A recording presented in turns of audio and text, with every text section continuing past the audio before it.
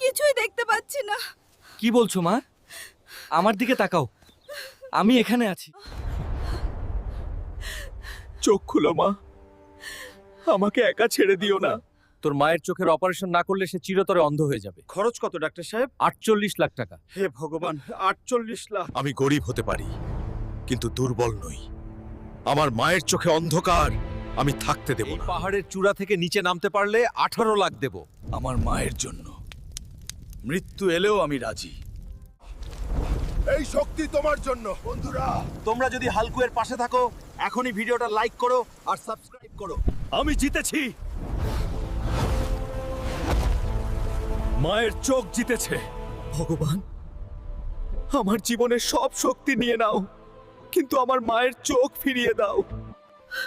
হালকু, আমি তোকে দেখতে পাচ্ছি। মা, তুমি আবার দেখতে পাচ্ছ? যদি তুমি তোমার মা বাবাকে ভালোবাসো তাহলে এই ভিডিওটা লাইক করো আর হালকের লড়াই চালিয়ে যেতে সাবস্ক্রাইব করো।